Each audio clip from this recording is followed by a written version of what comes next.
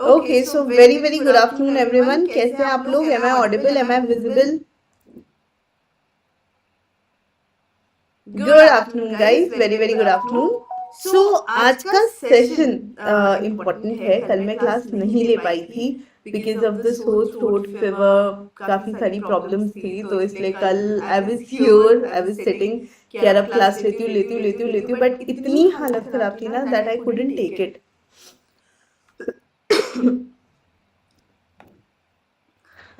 बस मुझे एक बार ऑडियो वीडियो चेक दे दीजिए। एक मिनट। हाँ, ये अनपिन करने पड़ेगा, रिमूव करके कैसे?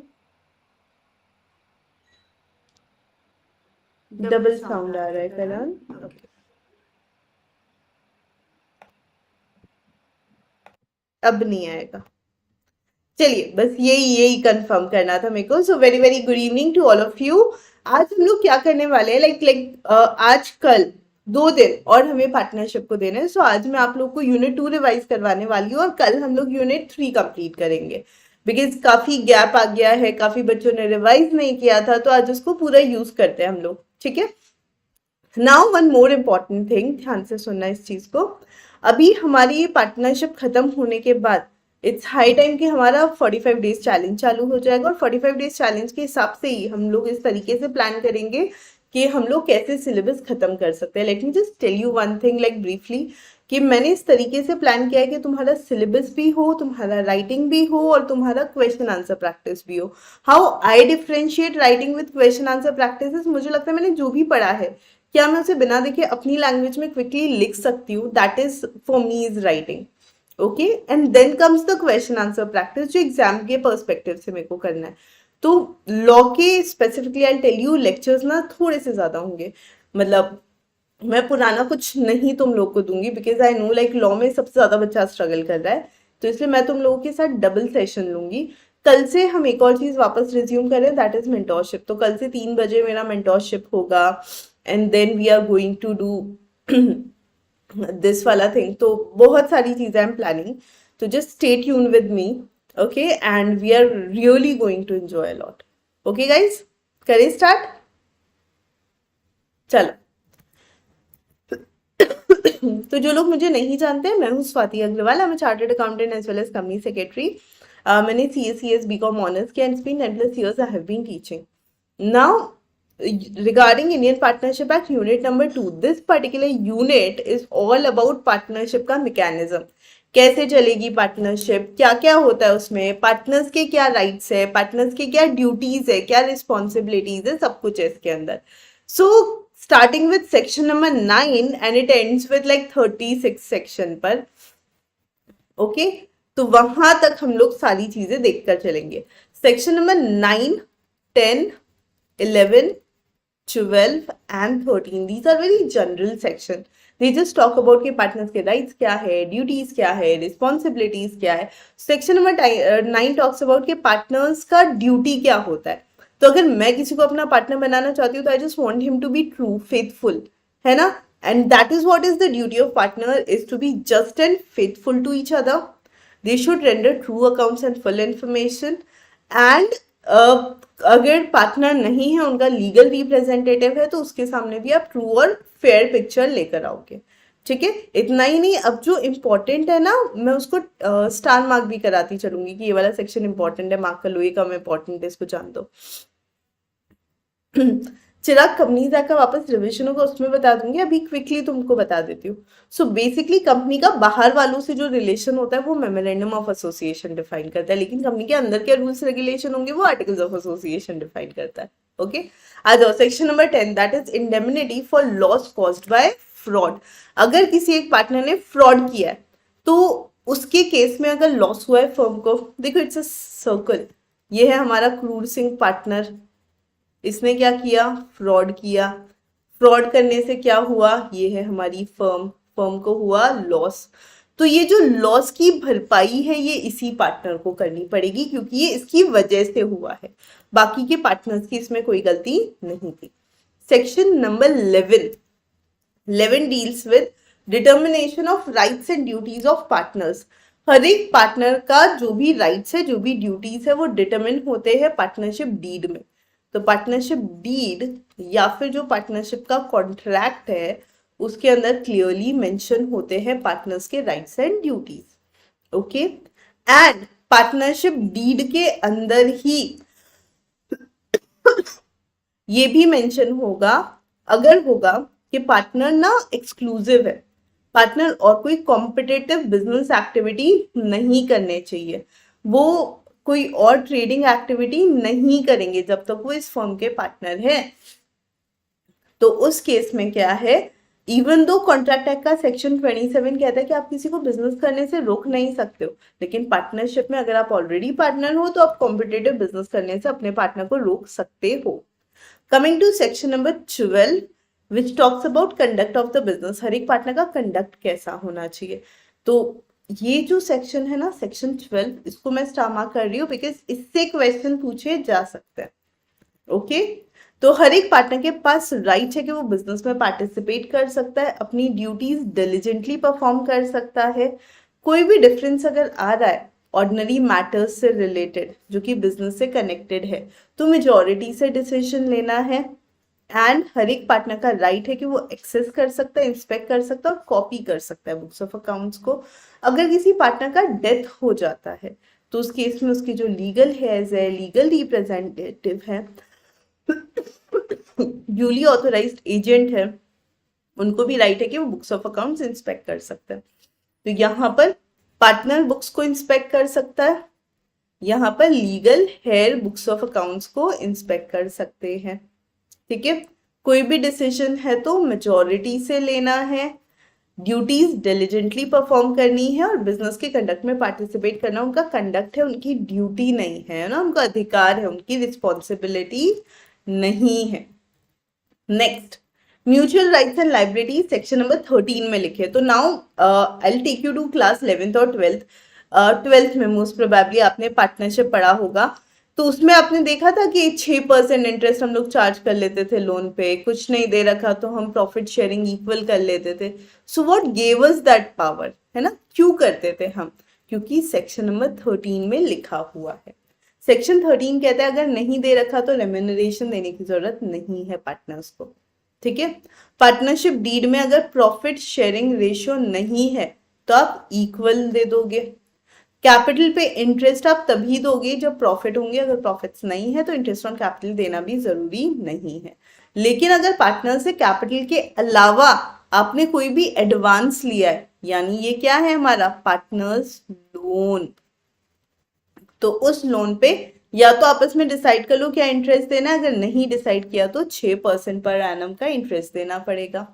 पार्टनरशिप फर्म हम की ड्यूटी है कि वो पार्टनर को इंडेमनीफाई करे अगर पार्टनर ने ऑर्डिनरी कोर्स ऑफ बिजनेस में और इमरजेंसी सिचुएशन में प्रूडेंस के साथ कोई अमाउंट फर्म का पे किया है ओवर एंड अबव कैपिटल। जितना मेरा कैपिटल था उससे ज्यादा मैंने फर्म के लिए पे किया है, क्यों, क्योंकि मुझे लग रहा है मेरी फर्म को उसकी जरूरत है। तो उस केस में क्या होगा बेटा, उस केस में वो जो अमाउंट है वो अमाउंट पार्टनरशिप फर्म रीइंबर्स करेगी पार्टनर्स को। और पार्टनर्स की ड्यूटी है कि वो कोई भी लॉसेस अगर हो रहे हैं फर्म में तो उसको इंडेमनीफाई करेंगे। ठीक है, उनके विलफुल नेग्लेक्ट की वजह से अगर पार्टनरशिप फर्म में किसी भी तरीके का लॉस हुआ है तो ये पार्टनर का जिम्मेदारी है कि वो लॉस की भरपाई करे। ठीक है जी, नेक्स्ट सेक्शन नंबर 14 एंड 15, ये जो दो सेक्शंस है ना, these are about property of firm. Firm के प्रॉपर्टी के बारे में बात करते हैं, जिसमें से 14 बहुत ही जनरल सी बात करता है। अच्छा, एक चीज तो मैं भूल गई, 13 को भी हम स्टार मार्क कर लेंगे क्योंकि इससे कुछ पूछा जा सकता है डायरेक्टली या इनडायरेक्टली, लाइक केस स्टडी के फॉर्म में भी और डायरेक्ट क्वेश्चन के फॉर्म में भी ना। प्रॉपर्टी ऑफ द फर्म क्या कहता है कि पार्टनरशिप फर्म में पार्टनर्स जो भी कॉन्ट्रैक्ट करते हैं, पार्टनर्स के बीच में जो भी कॉन्ट्रैक्ट होता है, तो property of the firm includes all the properties, rights and interest जो भी पार्टनर का फर्म के अंदर था, यानी कि इवन गुडविल हो या कुछ भी हो, उसे हम पार्टनरशिप फर्म का जॉइंट प्रॉपर्टी कहते हैं, जॉइंट एसेट कहते हैं। तो पार्टनरशिप फर्म के जो भी एसेट्स है ना, किसके, फर्म के जो भी एसेट्स है उस पर पार्टनर्स का पूरा पूरा अधिकार होता है। फर्म के एसेट्स पे किसका अधिकार है? पार्टनर्स का है। इसलिए पार्टनरशिप फर्म की प्रॉपर्टी को हम क्या कहते हैं? Joint property, joint stock, common stock, partnership assets. तो उस पे हर एक पार्टनर का अधिकार है, यहाँ तक कि गुडविल पर भी पार्टनर्स का राइट है। लेकिन पार्टनर की जो प्रॉपर्टी होती है वो पर्सनल प्रॉपर्टी अगर है तो सिर्फ उनको बिलोंग करेगी, उसमें पार्टनरशिप फर्म अपना हिस्सा नहीं ले सकती। Coming to the application of property of the firm, partnership firm की जो भी प्रॉपर्टी है वो पहले हम एक्सक्लूसिवली बिजनेस पर्पस के लिए ही यूज करेंगे। अगर फिर खाली पड़ी है तो पार्टनर्स ले जाते हैं। बाकी लॉ कहता है भैया इवन दो कॉमन एसेट है, जॉइंट एसेट है, लेकिन आपको सिर्फ फर्म के लिए ही उसको यूज करना है। Okay, I really hope this is clear to all of you. Coming to section number 16 and 17, 16 बात करेगा पर्सनल प्रॉफिट के बारे में, और 17 which is not a very dangerous section, cool section है। अभी तक एग्जाम में सेक्शन नंबर 16 से क्वेश्चन पूछा जा चुका है। तो कभी भी अगर पार्टनरशिप फर्म में पार्टनर ने अगर डिराइव किया कोई भी प्रॉफिट खुद के लिए या कोई और ट्रांजैक्शन है फर्म के लिए, from the use of property और business connection of the firm, he shall account for that profit and pay to the firm. तो वो क्या करेगा? उस प्रॉफिट को अकाउंट फॉर करेगा और फर्म को वो पे ऑफ कर देगा। तो पर्सनल प्रॉफिट अगर मैंने कमाए, यानी फर्म की प्रॉपर्टी यूज करके, बिजनेस यूज करके मैंने अपने लिए प्रॉफिट बना लिया, मुझे वो वापस देना पड़ेगा फर्म को। सिमिलरली अगर पार्टनर कोई सिमिलर नेचर का बिजनेस कर रहा है फर्म से कॉम्पीट करते हुए, उसमें से भी वो जो भी प्रॉफिट कमाएगा उसे वो पार्टनरशिप फर्म को वापस देना पड़ेगा। सेक्शन नंबर 17, इट सेज किसी भी पार्टनरशिप फर्म में अगर कोई नया पार्टनर आ रहा है या पुराना पार्टनर जा रहा है बाय वे ऑफ डेथ और रिटायरमेंट, है ना, या फिर जिस पर्पस के लिए हमने बिजनेस चालू किया था अब वो पर्पस बदल गया है, या फिर जिस टेन्योर के लिए बिजनेस चालू किया था वो टेन्योर बदल गया है, तो उस केस में पार्टनर्स के राइट्स और ड्यूटीज में कोई चेंज नहीं आएगा। Their rights and duties will remain as it is. Okay, so चाहे किसी को आन दो किसी को जान दो, राइट्स और ड्यूटीज तो वही रहेंगे ना यार। पहले 6 लोगों के लिए राइट था, अभी 7 के लिए राइट रहेगा, तो it will remain constant. Okay, so I think 17 तक के सेक्शन बड़े प्यारे से, क्यूट से, छोटे छोटे से थे। अब हम आते हैं आगे के सेक्शंस पे। एक ग्रुप है 18, 19, 20, 21, 22। ओके, ये ग्रुप ऑफ सेक्शन है which we generally study together, and ये पांचों सेक्शंस थोड़े से ध्यान से समझने। ओके, इसमें 18 इजीली समझ जाएगा, 19 and 22 are little more important. ध्यान से सुनना। सेक्शन नंबर 18 एक सिंपल सी चीज कहता है, हर पार्टनरशिप फर्म में जितने भी पार्टनर्स है वो एक दूसरे के एजेंट है। हाँ, ये तो हमें पता है, लेकिन ना इसको थोड़ा सा डीप में समझते। व्हेन वी से कि सारे पार्टनर्स एक दूसरे के एजेंट है, इसका मतलब ए ने कुछ किया तो उसके लिए बी, सी, डी सारे लाइबल हो जाएंगे क्योंकि ए सबका एजेंट है। ओके, वैसे अगर बी ने कुछ किया तो ए, सी, डी सारे लाइबल हो जाएंगे क्योंकि वो भी एजेंट है। तो ये हमें ध्यान रखना है कि हर एक पार्टनर दूसरे पार्टनर का एजेंट है, तो ये सबको एक दूसरे के लिए लाइबल कर सकते हैं। Section number 19, implied authority of a partner as agent of the firm। Partnership firm में पार्टनर्स एक दूसरे के क्या है? एजेंट्स है।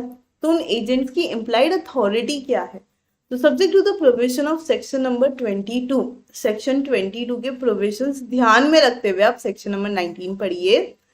The act of partner which is carry on in usual way, usual way में पार्टनर कुछ भी कर रहा है बिजनेस से related, okay, of the kind carried on by him by the firm binds the firm. तो वो कुछ भी अगर यूजुअल वे में बिजनेस में कर रहा है तो वो पार्टनरशिप फर्म को बाइंड करेगा। तो आप सेक्शन 22 के प्रोविजन को ध्यान में रखते हुए ये चीज ध्यान रखिए कि अगर पार्टनर यूजुअल बिजनेस एक्टिविटी कर रहा है, फर्म में कोई भी तरह की एक्टिविटी कैरी ऑन कर रहा है, तो वो पार्टनरशिप फर्म को बाइंड करेगा।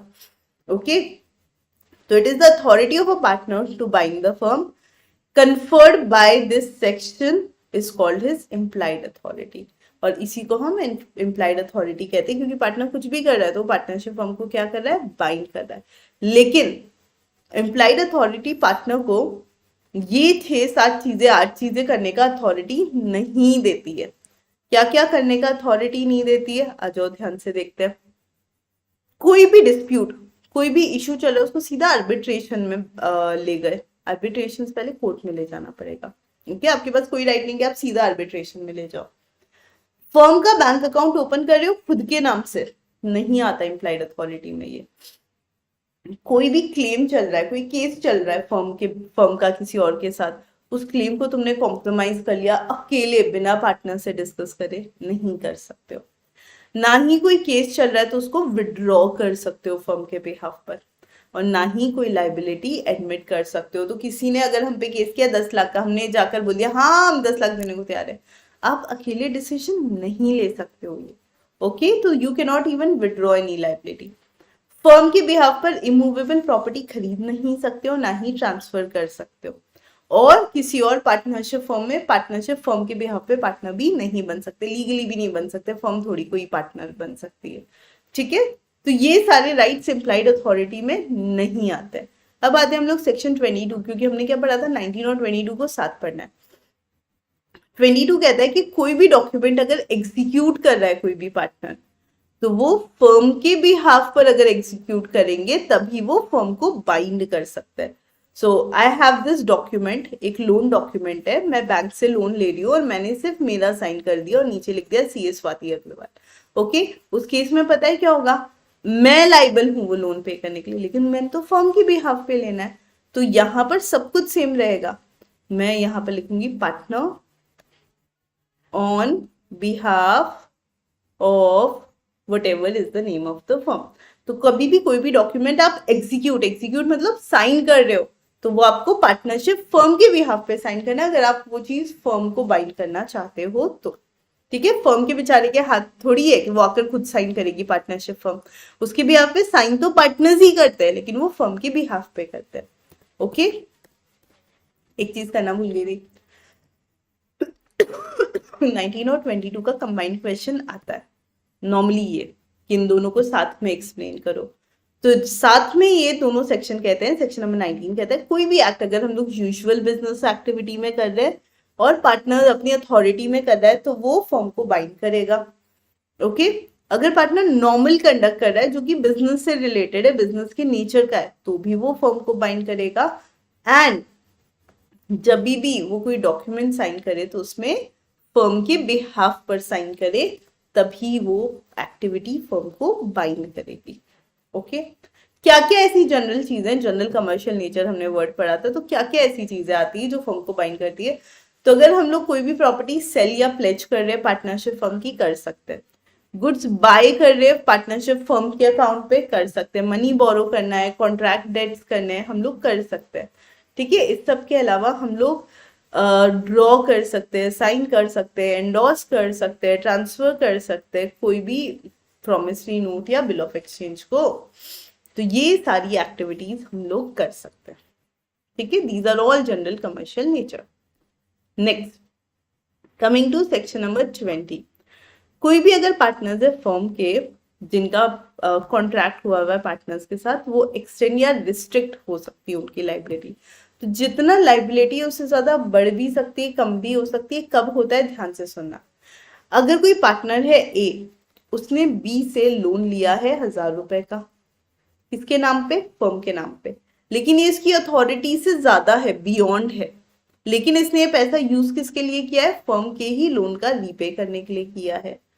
Now the fact that B को क्या इस बारे में पता है कि ए का अथॉरिटी कितना है, नहीं पता तो अब ये लोन फर्म पे कर देगी।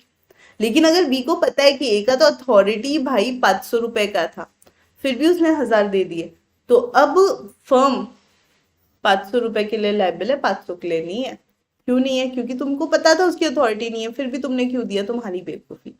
Partners authority in case of emergency, अगर कोई इमरजेंसी सिचुएशन है और अगर पार्टनरशिप फर्म को प्रोटेक्ट करना है, तो फिर उस केस में पार्टनर्स अपनी अथॉरिटी के बियॉन्ड जाकर भी पे कर सकते हैं। In case of any emergency situation, partners सारी अथॉरिटी के बियॉन्ड जाकर फर्म को लॉस से बचा सकते हैं और बाद में फर्म इंडेमनीफाई करेगा। ओके, यहाँ पर हमारा एक बड़ा ग्रुप ऑफ सेक्शन खत्म हुआ, दैट इज 19, 20, 21, 22, अरे 18 भूल गए हम लोग, 18। ठीक है, अब हम आते हैं सीधा सेक्शन नंबर 23। सेक्शन नंबर 23 कहता है effect of admission by a partner, जो ये कहता है पार्टनरशिप के बिजनेस के अंदर अगर पार्टनर ने कोई भी अपनी अथॉरिटी के अंदर रहते हुए काम किया है, ठीक है, तो उस केस में फर्म लाइबल होगी। वो बेचारा पार्टनर अकेला लाइबल नहीं होगा थर्ड पार्टी के लिए। एक्स और वाई दो पार्टनर थे जो स्पेयर पार्ट्स का काम करते थे गाड़ियों के। जेड आया, उसने एक स्पेयर पार्ट खरीदा अपनी बाइक के लिए जो एक्स ने उसको दिया। वाई को पता ही नहीं था इस ट्रांजैक्शन के बारे में, लेकिन वो स्पेयर पार्ट की वजह से उसकी मोटरसाइकिल उड़ गई, है ना, ब्लास्ट हो गई, फट गई। अब वो आया लॉस की भरपाई करवाने। तो इवन दो वाई को उसके बारे में पता नहीं था, लेकिन फिर भी वाई लाइबल होगा, क्योंकि वो कौन है, वो फर्म का पार्टनर है। Okay, section number 24, effect of notice of acting partner. कोई भी बंदा अगर पार्टनरशिप फर्म का पार्टनर है, तो उस केस में वो बंदा ऑथोराइज्ड है टू सी कि अगर वो कोई भी तरह का फर्म को नुकसान नहीं पहुंचाना चाहता है और फिर वो कुछ कर रहा है जिससे फर्म को नुकसान हो गया है, तो उस केस के अंदर फर्म फिर भी उसके क्रिएट किए गए ट्रांजैक्शन के लिए लायबल होगी। 3 पार्टनर्स थे पीक्यूआर, सेकेंड हैंड कार में बिजनेस करते थे। आर ने क्या किया, फर्म के बिहाफ पर एक सेकेंड हैंड कार खरीदना की डीलिंग चालू करी एस के साथ। जब वो डीलिंग कर रहा था उसको समझ में आ गया कि चोरी की, फिर भी वो खरीद लेता है। वो सोचता है ज्यादा प्रॉफिट हो जाएगा, ज्यादा प्रॉफिट हो जाएगा। प्योर क्यू को कुछ नहीं पता उसके बारे में। जब वो कार खरीद लेते हैं तो एकदम से उसका ओनर आ जाता है और वो कार मांगने लग जाता है। फर्म को लॉस हो गया।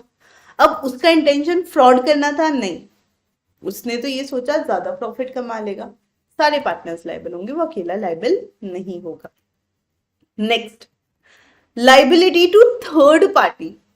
तो लाइबिलिटी टू थर्ड पार्टी कहता है कि हर एक पार्टनर ज्वाइंटली और सेवरली लाइबल होता है for all the acts done while he is the partner. तो एक पार्टनरशिप फर्म है, उसमें 5 पार्टनर्स है, तो ये पांचों पार्टनर्स ज्वाइंटली और सेवरली लाइबल होंगे जो भी एक्ट्स हो रहा है फर्म में। ओके, सारे मिलके भी लाइबल होंगे और किसी थर्ड पार्टी के लिए एक अकेला भी लाइबल होगा। Liability of firm for wrongful acts of a partner. अगर किसी पार्टनरशिप फर्म में अगर कोई भी रॉन्गफुल एक्ट होता है जो कोई भी एक पार्टनर करता है इन ऑर्डिनरी कोर्स, तो इस केस में अथॉरिटी होगी पार्टनर्स की। कोई भी लॉस होगा अगर थर्ड पार्टी ने कॉज किया है तो firm is liable to save. ठीक है, तो कोई भी पार्टनरशिप फर्म में अगर कोई भी रॉन्गफुल एक्ट होता है तो उस केस में क्या होगा, उस रॉन्गफुल एक्ट के लिए that particular partner will be liable, लेकिन पूरी फर्म भी लाइबल होगी एटलीस्ट थर्ड पार्टी के लिए। तो okay, then liability of the firm for misapplication by a partner. कभी भी कोई भी पार्टनर अगर पैसा मिस अप्लाई कर रहा है ना, गलत जगह यूज कर रहा है, तो फिर वो पार्टनर की अपेरेंट अथॉरिटी है, अपेरेंट अथॉरिटी पैसा रिसीव करने की, और फिर उसने मिस अप्लाई कर लिया, तो उस केस में फर्म लाइबल है थर्ड पार्टी की। बाद में पार्टनर को तो हम देख लेंगे कि साले तूने क्या किया, कैसे किया, हम उसको तो बाद में देख लेंगे, लेकिन अभी थर्ड पार्टी के लिए तो फर्म लाइबल होगी। सिमिलरली फर्म को कोई पैसा मिला और उसको पार्टनर ने लेकर मिस अप्लाई कर लिया, तो भी उसके लिए फर्म लाइबल होगी ही होगी। अंडरस्टूड? वो 3 सेक्शंस हमने पढ़ लिए थे, इसलिए बाकी कुछ ऐसा नहीं, वो एजेंट वाले में कवर हो गए थे।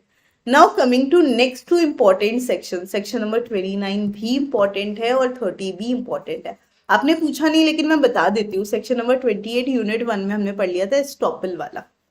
ओके चलिए, सेक्शन नंबर 29 क्या कहता है? I don't know you guys realise और नॉट, विद दिस हमने 20 सेक्शंस कंप्लीट कर लिए हैं। Right, we started with 9, we are at 29। अच्छी स्पीड में पढ़ रहे हैं हम लोग, एंड आई होप तुमको समझ में आ रहा होगा। इजी पीजी लग रहा है? क्या बात है मेरे गियर हेड, वाह, गुड। तो अब section number 29 and 30, these are 2 important sections, ध्यान से सुनो। Right of transferee of partners interest. अब ध्यान से सुनो, ये है रामू, इसने पाई पाई करके अपने पास 5 लाख रुपए बचाए थे, और ये 5 लाख रुपए इसने अपनी एक पार्टनरशिप फर्म में डाल दिया, जिसमें इसके साथ पार्टनर था शामू। ठीक है, ये दोनों इस फर्म के पार्टनर बन गए। अब एक ऐसा दिन आता है जिस दिन रामू बहुत दुखी हो जाता है और उसको पता है शामू भी उसकी कोई खास हेल्प नहीं कर सकता, वो बेचारा बहुत गरीब है। क्यों? क्योंकि इसकी माँ बीमार होती है ना, उनके लिए दवाई का पैसा चाहिए। इसकी बेटी की शादी डिसाइड हो जाती है और शादी में भी खर्चा करना है इसको। और इसका एक छोटा बेटा, उसको बहुत बड़े कॉलेज में एडमिशन मिल गया है, तो उसकी एजुकेशन का भी इसको खर्चा देखना है। तीन तीन चीजें एक साथ। पैसा एक के लिए है, पढ़ाई को स्पॉन्सर कर सकता है या शादी कर सकता है या माँ की दवाई करवा सकता है, मेडिकल इंश्योरेंस नहीं लिया ना बेचारे ने। तीनों कैसे करे? ठीक है, तो अब त्याग आता है। बेटी कहती है ठीक है पापा मैं शादी नहीं करूंगी। बेटा कहता है कोई बात नहीं पापा, मेरे को अगले साल एडमिशन मिल जाएगा, एक साल खराब ही तो होगा मेरा, नहीं पढ़ना मुझे। और माँ कहती है बेटा मुझे मरने दे, तू अपने बच्चों के बारे में सोच, मैंने तो अपनी जिंदगी जी ली। बट रामू थोड़ी ऐसा कुछ कर सकता है। अब वो कहता है काश मैंने ये 5 लाख रुपए पार्टनरशिप फर्म में नहीं डाले होते, तो आज मैं ये तीनों काम कर देता। 2 लाख बेटे की फीस लग जाती, 2 लाख में बेटी की शादी हो जाती, 1 लाख में माँ का इलाज हो जाता। काश मुझे ये पैसा पैसा मिल जाता, है ना, मैं मेरी एसेट्स को यूज कर पाता। I would have used it in a different manner. अब क्या होगा? अब ध्यान से सुनना। एक बंदा था उसी गांव में जो बहुत टाइम से सोच रहा था यार रामू शामू की पार्टनरशिप फर्म बड़ी अच्छी है ना, काश मैं इस फर्म का पार्टनर बन सकता, पर ये तो 2 ही लोग हमेशा पार्टनर रहेंगे। ओके, इसका नाम हम रख देते हैं टी। ट्रांसफरी बाद में काम आएगा इसलिए टी। तो टी को रामू के बारे में पता लगता है और ये रामू के पास जाता है और कहता है मैंने सुना है तुम बहुत परेशान हो। रामू कहता है हाँ मैं बहुत दुखी हूँ। तो कहते एक काम करते हैं ना, तेरी परेशानी मैं सॉल्व करता हूँ, ले 5 लाख रुपए, मुझे तेरी फर्म से प्रॉफिट चाहिए। उस पर रामू कहता है मैं अगर शामू को ये बात कहूंगा तो वो कहेगा फर्म ही खत्म कर देते हैं, लेकिन मैं चाहता हूँ बिजनेस चलता रहे, और तुमसे पैसा ले लिया, मैं तुमको पार्टनर नहीं बना सकता। वो कहते हैं मेरे को बनना भी नहीं है, मेरे को मेहनत नहीं करनी, मेरे से नहीं होती मेहनत, जो प्रॉफिट आता रहे ना बस उसमें से मुझे हिस्सेदारी देता रहना। तू what ever profit your firm will earn, मुझे बस उसमें से हिस्सेदारी दे देना, बाकी मुझे बिजनेस में कोई इंटरेस्ट नहीं है। रामू को पैसे मिल गए, ओके, पार्टनर वो अभी भी है, बिजनेस अभी भी वो करेगा, और जितना इसने टी ने पैसा दिया ना बस उस पे उसको प्रॉफिट का शेयर देना है। Not bad, it is Indeed good for Ramu. तो रामू कहता है ठीक है। यहां पर क्या हुआ, पार्टनर ने अपना पार्टनरशिप नहीं छोड़ा लेकिन अपना इंटरेस्ट छोड़ दिया। किसी भी पार्टनर का इंटरेस्ट क्या होता है? प्रॉफिट, वो छोड़ दिया। That is right of transferee of partners interest. ये है हमारा ट्रांसफरी। ये कौन है? हमारा ट्रांसफरिंग पार्टनर है। ओके, अब सुनना पूरी कहानी, 2 चीजें ध्यान से। कोई भी अगर ट्रांसफर होता है किसी भी पार्टनर का जो अपनी फर्म में इंटरेस्ट ट्रांसफर कर सकता है, वो एब्सोल्यूट भी हो सकता है और मॉर्गेज भी हो सकता है।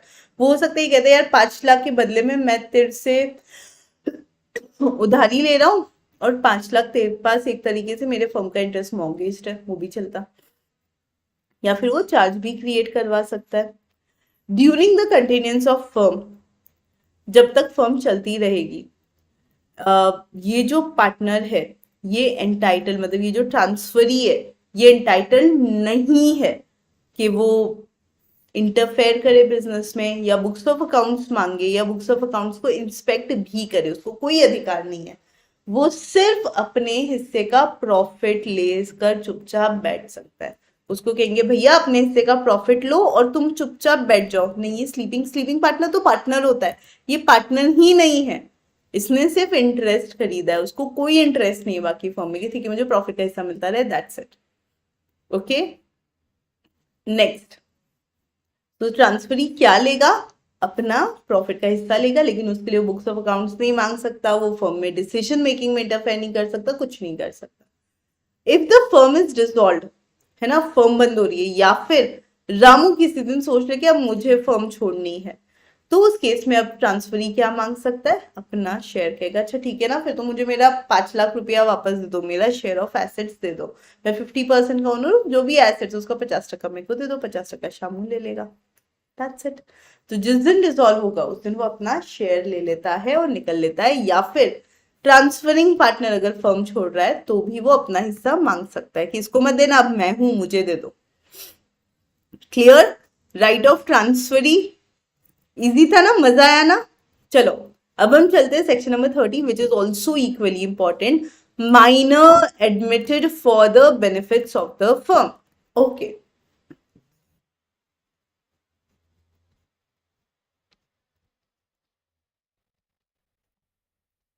जूनियर ए है, ए इज इजी।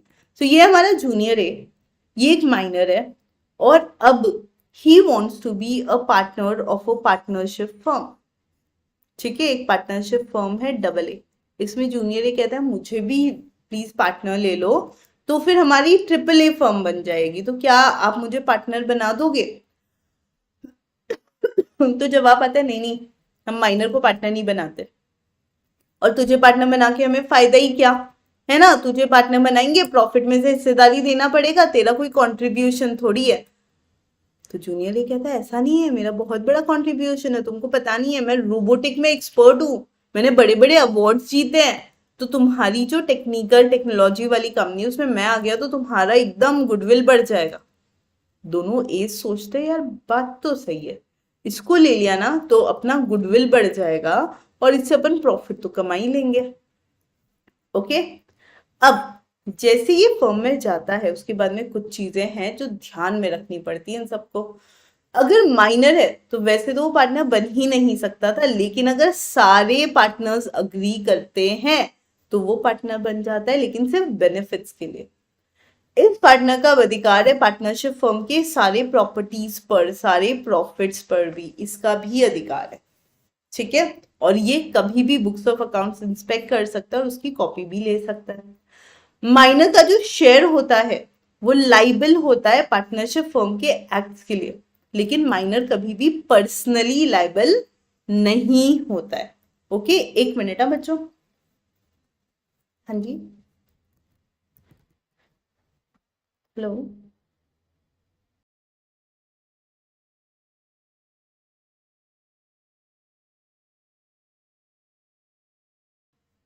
हाँ जी, तो माइनर जो है ना, माइनर पर्सनली लाइबल नहीं होता है, ना ही उसकी प्रॉपर्टी लाइबल होगी फर्म के लिए, लेकिन वो फर्म की प्रॉपर्टी में शेयर ले सकता है, बुक्स ऑफ अकाउंट्स भी इंस्पेक्ट कर सकता है। ओके, और माइनर क्या कर सकता है? हमारे ये जो जूनियर है और क्या करेगा?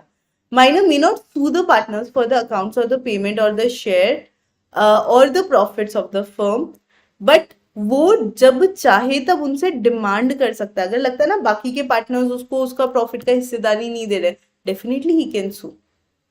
ओके, सारे partners provided that all the partners acting together and any partner entitled to dissolve firm upon the notice of other partners may elect in such suit to dissolve the firm and the court shall proceed with the suit।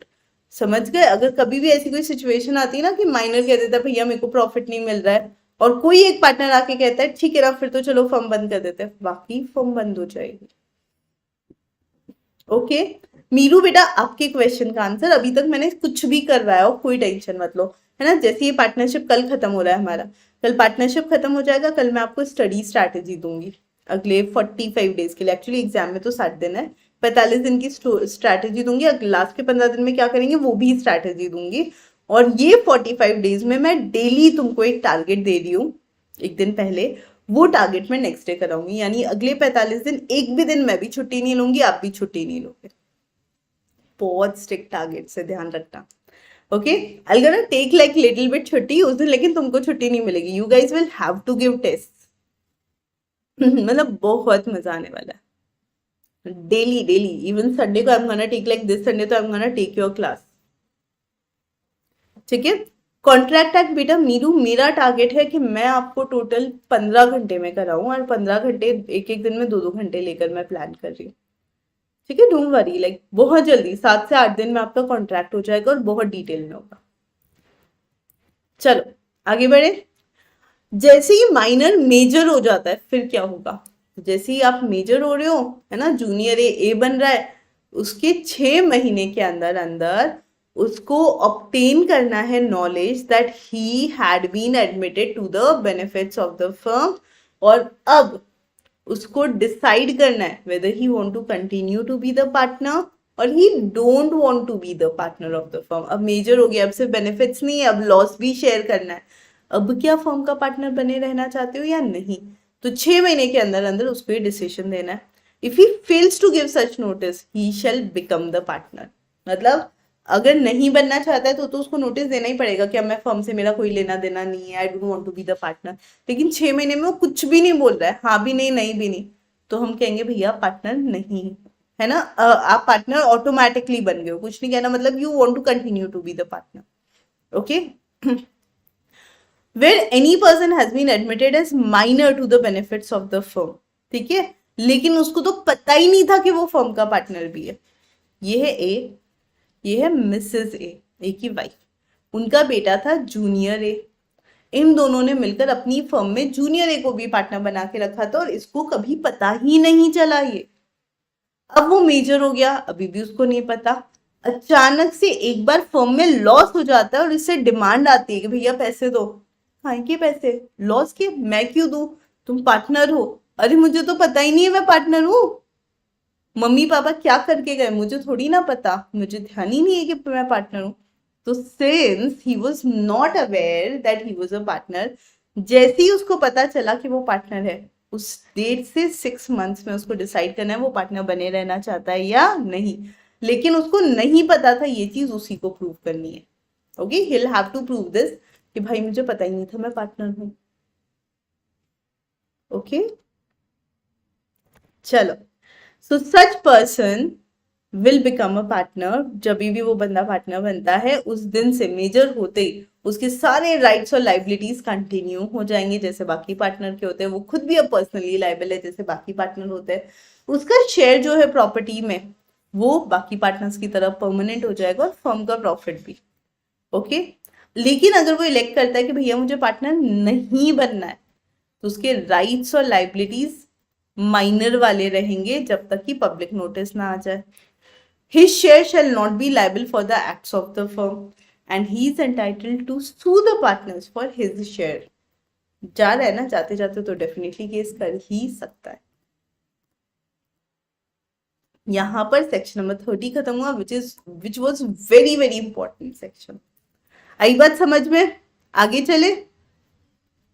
चलो, coming to section number 31, 32, 33, 34, 35। 31 is introduction of a partner. किसी भी partnership form में कोई भी नए person को हम लोग इंट्रोड्यूस कर सकते हैं एज अ पार्टनर, लेकिन उसे लाने के लिए हमें सारे पार्टनर्स, सारे एग्जिस्टिंग पार्टनर्स का कंसेंट चाहिए होता है। So no person can become partner unless he got सारे पार्टनर्स का एक्सेप्टेंस। ओके, जैसे ही बंदा पार्टनरशिप फॉर्म में पार्टनर बनता है तो फ्यूचर में होने वाले प्रॉफिट्स और लॉसेस के लिए वो लाइबल रहेगा, पास्ट वाले के लिए नहीं रहता है।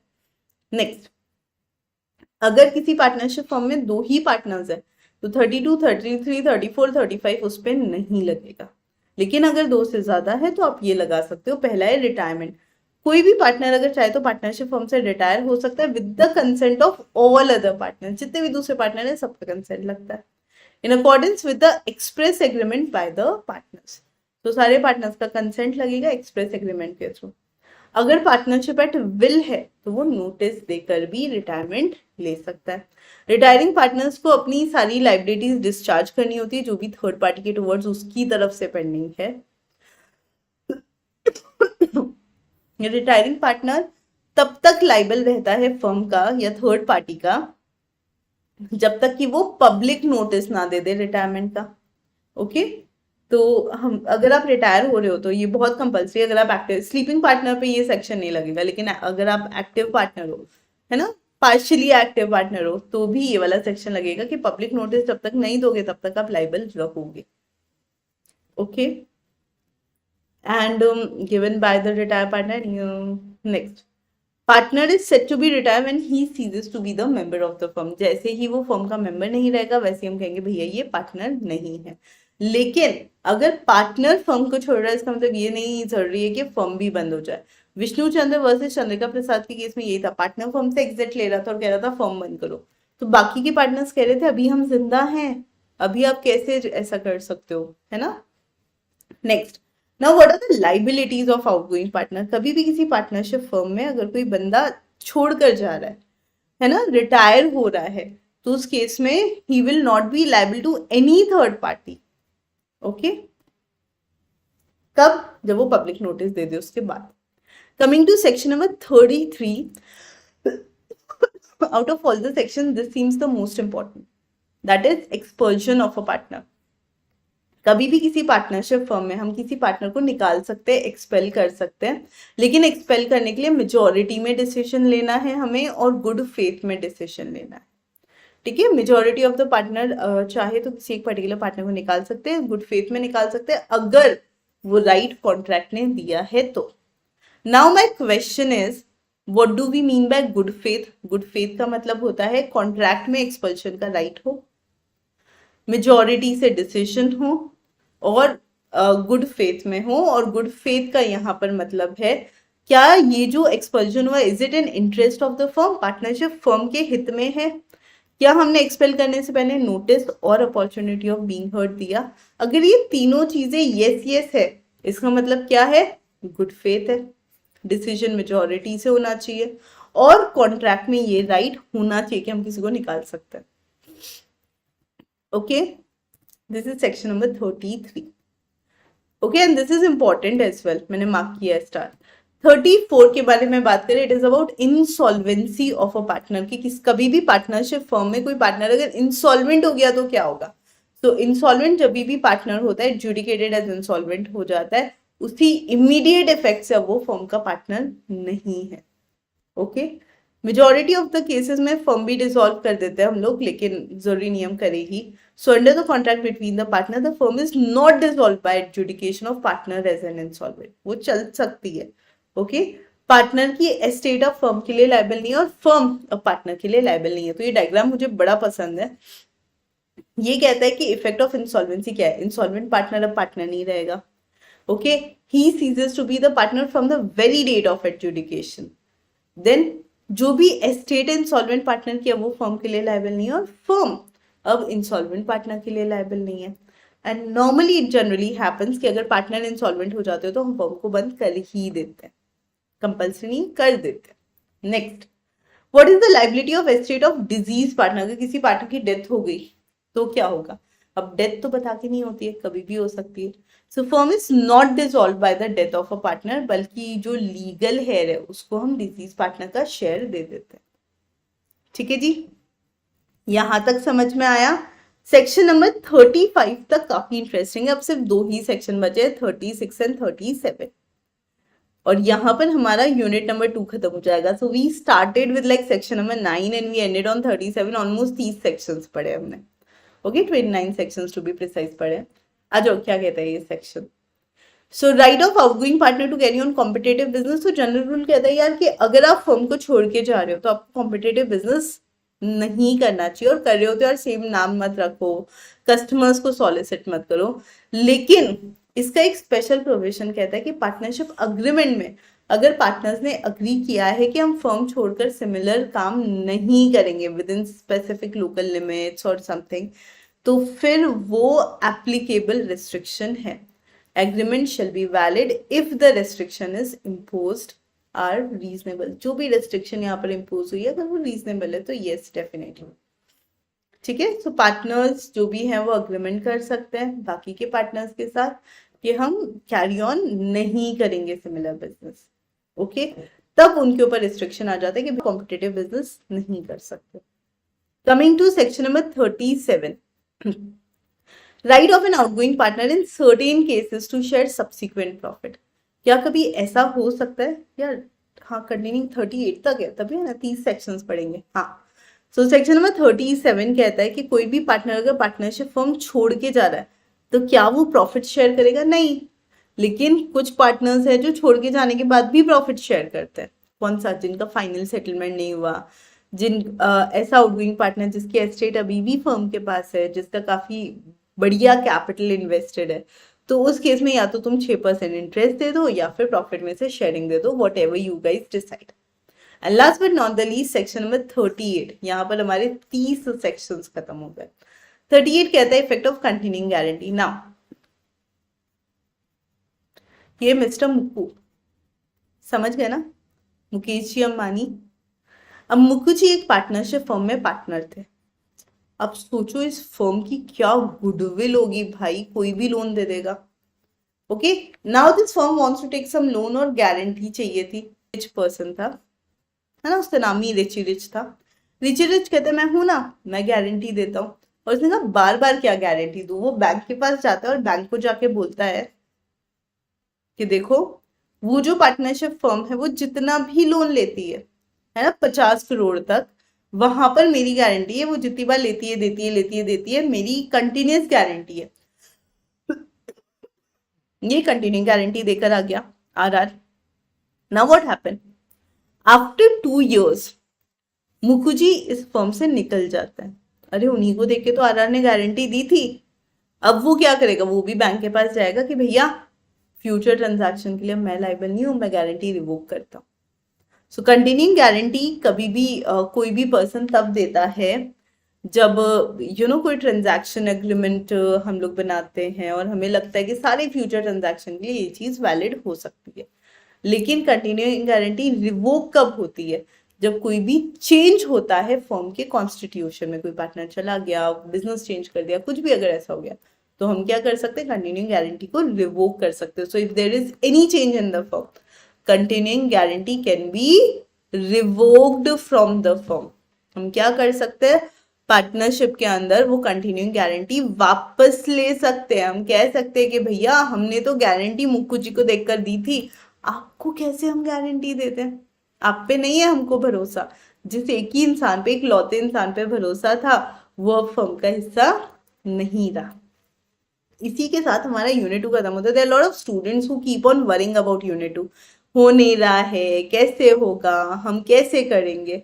तो अब सबके लिए मैं एक ही चीज कहूंगी, अब देखो इस तरीके से स्ट्रैटेजी से अगर हम करते हैं तो कितना आसान हो गया।